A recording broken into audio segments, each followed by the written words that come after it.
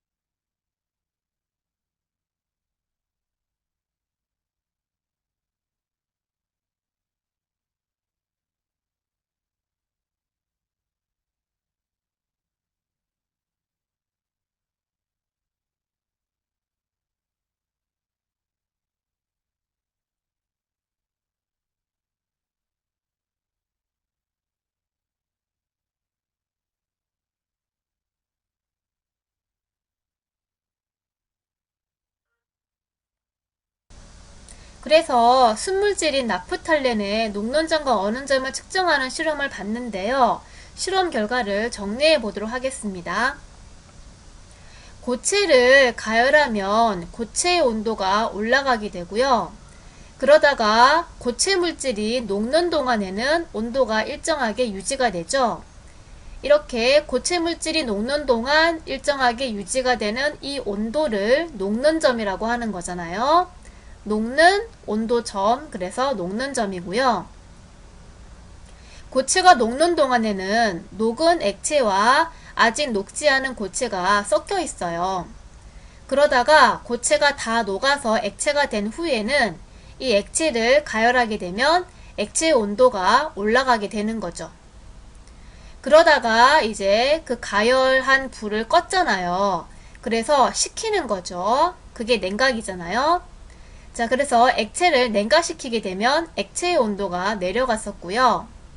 그런 다음에 액체 물질이 얼게 되는데 이 액체 물질이 어는 동안에 일정하게 유지가 되는 이 온도를 어는 점이라고 얘기하는 거죠. 어는 온도점이니까요. 액체가 어는 동안에는 언 고체와 아직 얼지 않은 액체가 섞여 있어요. 그리고 액체가 모두 얼어서 고체가 된 다음에는 냉각시키면 고체의 온도가 내려가게 되는 거죠. 이렇게 고체의 가열 냉각 그래프를 해석해 봤어요. 여기서 보면 한 물질, 그러니까 같은 물질의 경우에 녹는 점과 어는 점은 같다는 것을 알 수도 있죠. 자, 그러면 물질의 종류와 양에 따라서는 녹는 점과 어는 점이 어떻게 되는지 실험한 결과를 해석해 보도록 할게요. 다음 그래프는 고체 상태의 팔미트산과 파라다이클로로벤젠의 양을 다르게 해서 가열하면서 온도 변화를 측정을 한 건데요.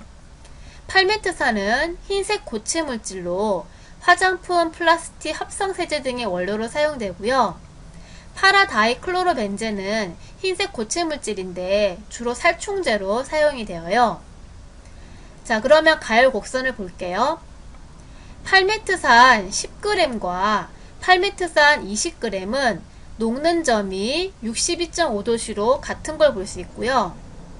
파라다이클로로벤젠 10g과 파라다이클로로벤젠 20g의 녹는 점은 53.1도씨로 같은 걸 볼 수 있어요.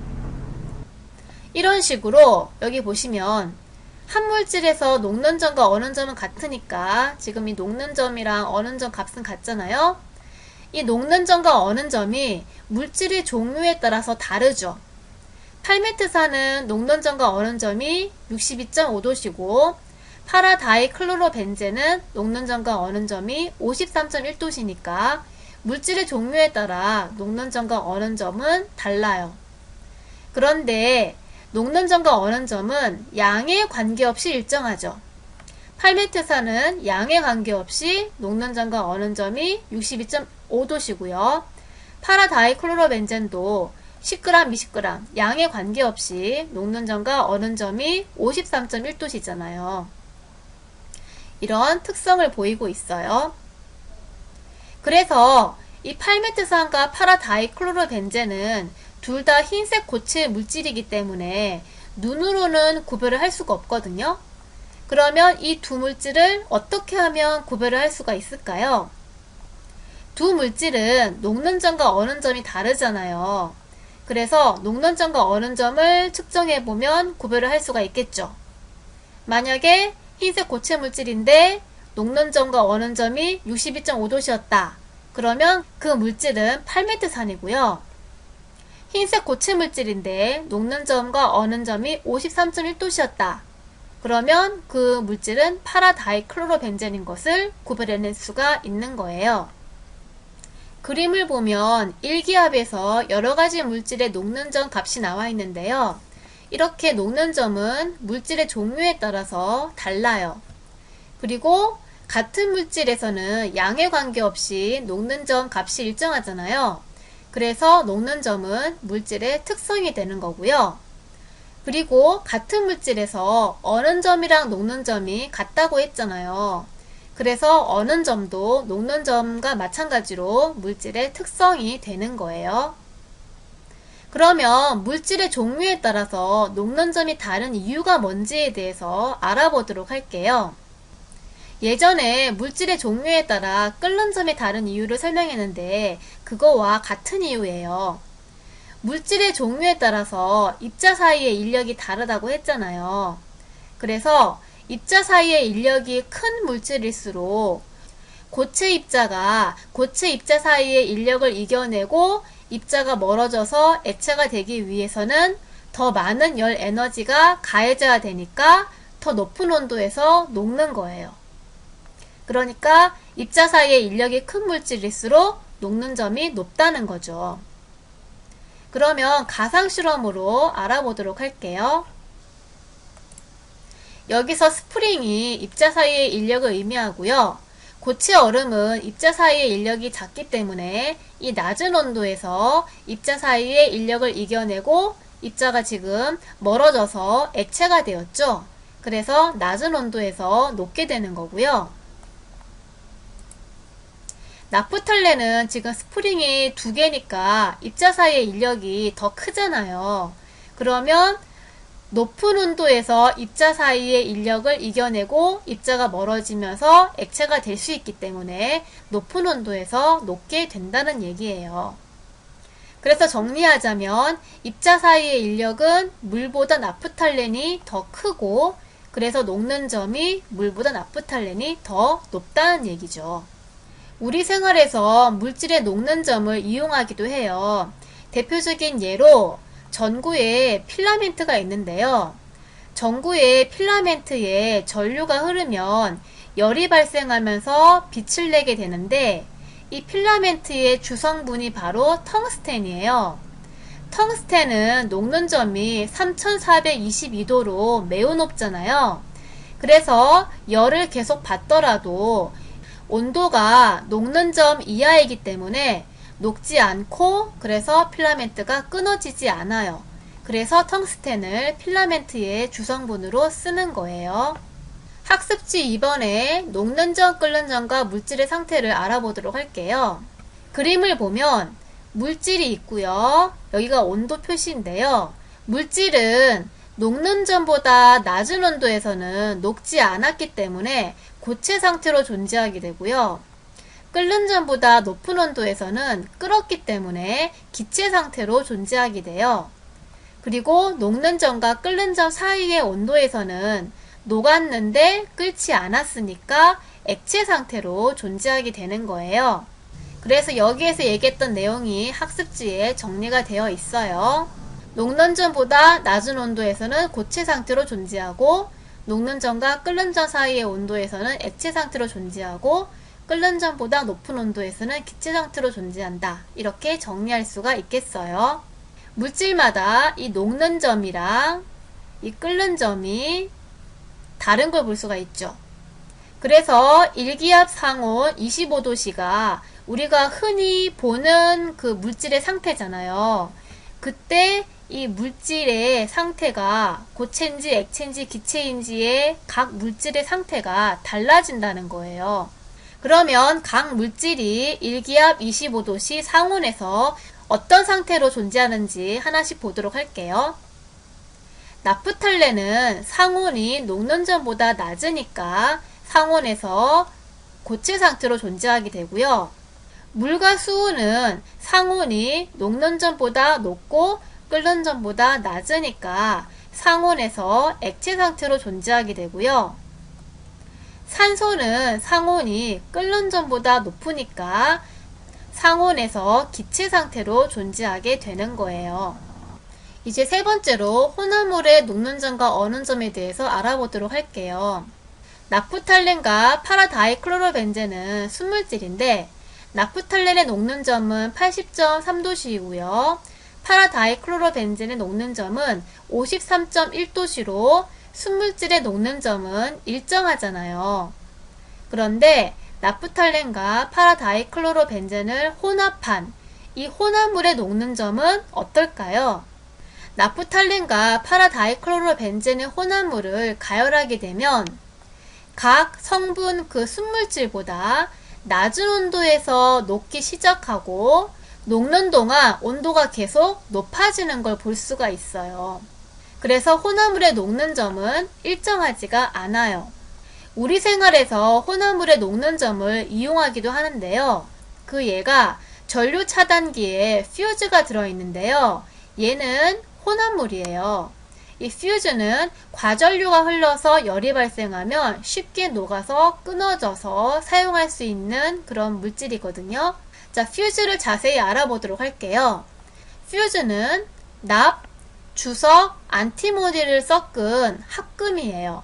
합금은 혼합물이죠. 자, 그때 보면 납이라는 순물질은 녹는 점이 328도씨고요. 주석이라는 순물질의 녹는 점은 232도씨고요. 안티모니라고 하는 순물질의 녹는 점은 630.5도씨인데요. 납과 주석, 안티모니를 섞은 혼합물인 합금의 녹는 점은 70도씨로 낮아요. 이렇게 혼합물은 각 성분 그 순물질보다 녹는 점이 낮거든요. 그래서 이렇게 퓨즈를 만드는데 사용을 하는 거고요. 여기 보면 얘는 텔레비전인데 여러 군데에 퓨즈가 들어가 있는 걸 볼 수가 있어요. 이 퓨즈의 역할이 뭐냐면요. 이 퓨즈 여기요. 이 퓨즈의 역할은 전기기구에 과도한 전류가 흐르면 열이 많이 발생하잖아요. 그러면 퓨즈는 녹는 점이 70도씨로 낮으니까 쉽게 녹아서 끊어져 버려요. 그래서 전기 회로를 끊어뜨리는 거죠. 그러면 전류가 차단되니까 화재 방지를 할 수 있거든요. 만약에 이 퓨즈가 안 들어가 있으면 과전류가 흘렀을 때 너무 많은 열이 발생하게 되고 그러면 불이 날 수가 있어요. 그래서 이 전기기구에는 퓨즈가 필요한 거예요. 자, 그러면 가상실험으로 퓨즈 역할을 알아볼게요.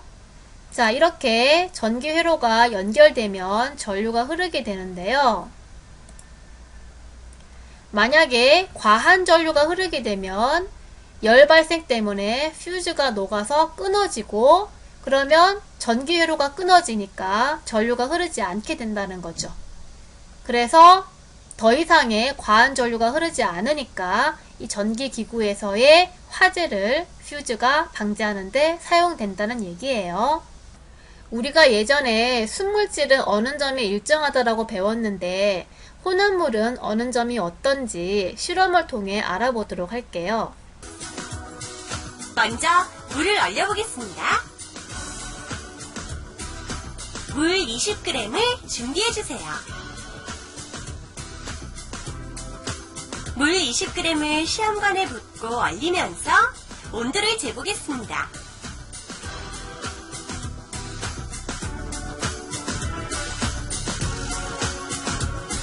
온도가 계속 내려갑니다.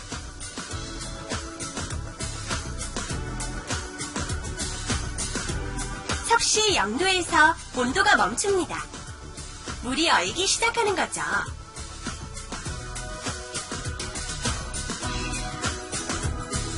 어느 정도 시간이 지난 후 온도가 섭씨 영하 1도쯤 되었을 때 시험관을 꺼내봅니다. 물이 완전히 얼었습니다. 기울여도 물이 흐르지 않을 정도로 꽁꽁 얼었습니다. 방금 실험에서 본 것처럼 순물질인 물은 어는 점이 0도씨로 일정하게 유지가 되어요. 이번에는 혼합물인 소금물의 어는 점을 확인하는 실험을 해보도록 할 거고요. 우선 실험 방법을 알아보도록 할게요. 큰 비이커 속에 얼음과 소금을 얼음 3대 소금 1로 섞어서 넣어주는 거예요. 이렇게 하면 얼음이 녹으면서 융열을 흡수하니까 온도가 내려가고 소금이 물에 녹으면서 용열을 흡수하니까 또 온도가 내려가서 온도가 아주 많이 내려가게 돼요. 그런 다음에 시험관에 소금물을 넣고 온도계를 꽂은 다음에 그 소금물의 온도 변화를 측정하면 되는 실험이에요. 실험하는 걸 보도록 할게요. 이번엔 소금을 조금 더 넣어서 소금 0.6g에 물 19.4g을 섞어 20g의 용액을 만듭니다. 얼려볼까요? 온도가 멈추지 않고 계속 내려갑니다. 일단 섭씨 영하 1도에서 꺼내봅니다. 소금물이 전혀 얼지 않았습니다.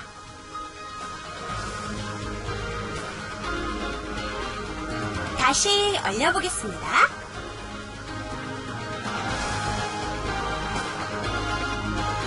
섭씨 영하 2도쯤에서 시험관을 꺼내봅니다. 소금물이 살짝만 얼어 있습니다. 얼지 않은 물이 많이 남아 있습니다.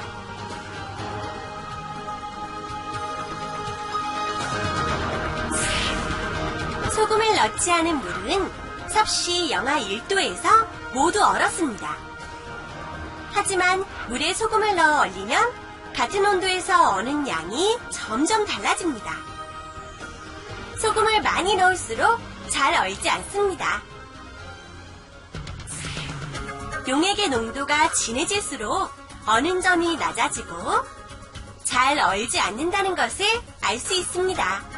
그래서 실험에서 봤던 어는 점을 정리해 볼게요. 순물질인 물은 어는 점이 0도씨로 일정했었고요. 하지만 혼합물인 소금물의 경우에는 소금물을 냉각하면 순수한 액체보다 낮은 온도에서 얼기 시작하고 어는 동안에 온도가 계속 낮아지는 것을 볼 수가 있었어요. 이렇게 혼합물의 어는 점과 관련된 현상으로 바다를 들 수 있는데요. 바다의 어는 점에 대해서 영상을 보도록 할게요. 동장군이 기승을 부리는 겨울. 온 세상이 흰눈으로 꽁꽁. 강물마저도 다 얼려버릴 듯이 추위가 맹위를 떨쳐도 바다는 좀처럼 얼지 않습니다. 왜 잘 얼지 않을까요? 바닷물이 잘 얼지 않는 이유. 용액의 농도가 진할수록 어는 점이 내려가기 때문입니다. 방금 본 것처럼 바닷물은 강물에 비해서 염화나트륨이나 염화마그네슘을 비롯한 여러가지 물질들이 더 많이 녹아 있어서 농도가 높아요. 그래서 바닷물이 어는 점이 더 낮고요. 그래서 잘 얼지 않는 거예요. 실제 바닷물의 어는 점은 대략 마이너스 20도씨라고 해요. 그러면 혼합물인 소금물이 얼기 시작하는 온도가 순물질인 물보다 더 낮은 이유를 알려드릴게요. 이거는 물이고요. 이거는 물과 소금이 섞여 있는 소금물인데요. 혼합물인 소금물은 소금 입자가 물 분자를 끌어당기는 인력이 있어요. 그래서 물이 서로 끌어당기는 인력에 의해서 물이 모여서 얼음이 돼야 되는데 소금 입자가 물을 끌어당기는 인력이 물이 서로 모여서 얼음이 되는 거를 방해하는 거죠. 그래서 얼기 위해서 더 낮은 온도가 필요한 거예요. 두 번째로 소금이 얼 때 어는 동안의 온도가 계속 내려가잖아요. 그 이유는 소금이 얼게 되면 물만 얼음으로 변해요. 그러면 남아있는 소금의 비율이 많아지죠. 그러니까 소금물의 농도가 점점 진해져요. 그러면 소금이 이 물이 모여서 응고되는 걸 더욱 방해하게 되기 때문에 어는 점이 계속 낮아지게 되는 거예요. 우리 생활에서 혼합물의 어는 점을 이용하기도 하는데요. 예를 들어서 눈이 쌓인 도로에 염화칼슘을 뿌려서 도로가 어는 것을 방지해요. 겨울철에 눈이 온 도로에 이 염화칼슘을 뿌려주게 되는데요. 이걸 뿌려주는 이유는 염화칼슘이 물에 녹는 거를 용해라고 하잖아요. 그때 용해열을 방출하게 되고요. 그 열 때문에 고체 상태인 눈을 녹이게 돼요. 그러면 결국 염화칼슘이 물에 녹는 혼합물이 되잖아요. 이런 혼합물은 어는 점이 순수한 물의 어는 점 0도씨보다 더 낮은 마이너스 50도씨예요. 그래서 밤이 되어서 기온이 0도씨보다 더 내려가더라도 염화칼슘을 뿌려놓은 도로는 쉽게 얼지 않고 도로가 빙판이 되는 것을 막아주는 거죠. 영상을 보도록 할게요. 눈이 와서 길이 미끄러워지면 걸어다니기도 힘들고 자동차가 미끄러져 사고가 나기 쉽다.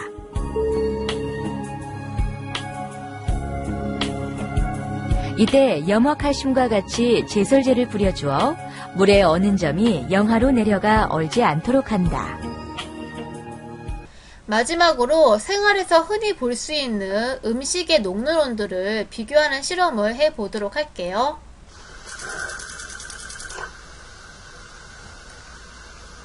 지금 젤리랑 버터랑 초콜릿을 가열하고 있는데 보다시피 버터는 녹는 점이 36도씨여서 가장 먼저 녹았고 그 다음 젤리고요. 초콜릿은 녹는 점이 43도씨여서 아직 안 녹죠.